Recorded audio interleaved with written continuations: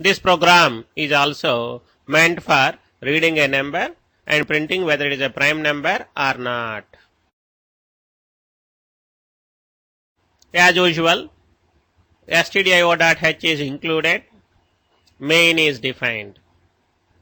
The variables I and n are declared. The printf statement asks the user to enter a number. Whatever user enters, it will be read into the variable n.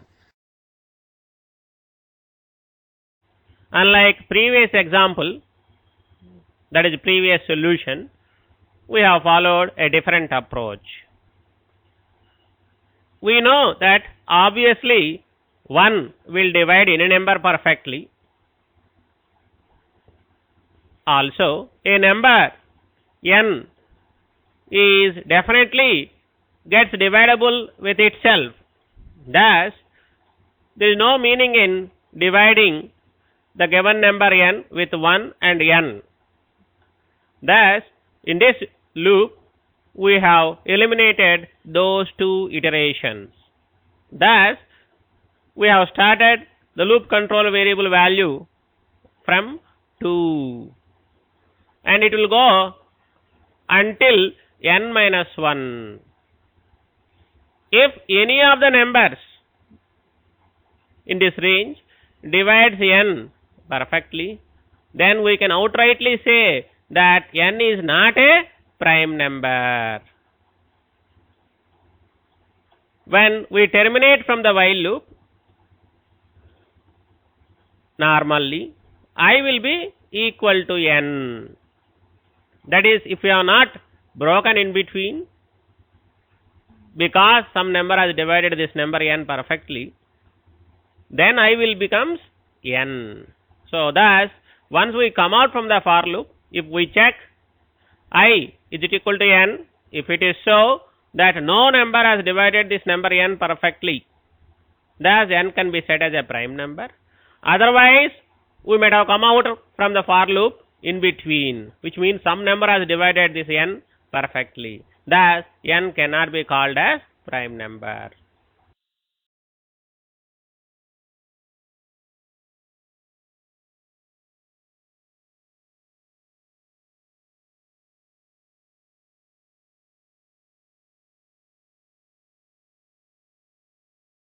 Let us try to simulate this program with a given number n, that is 5.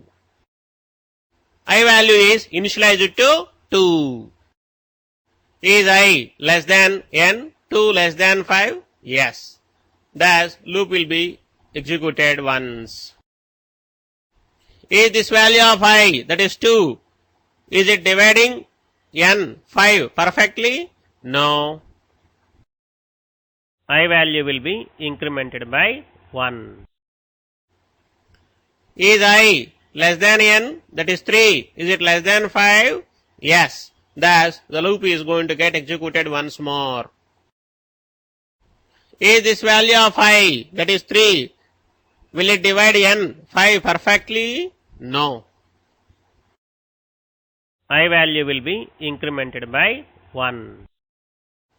Is this value of I 4, is it less than 5?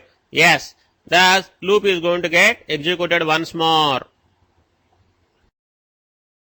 Is this value of I, that is 4, will it divide n, 5 perfectly? No. I value will be incremented by 1.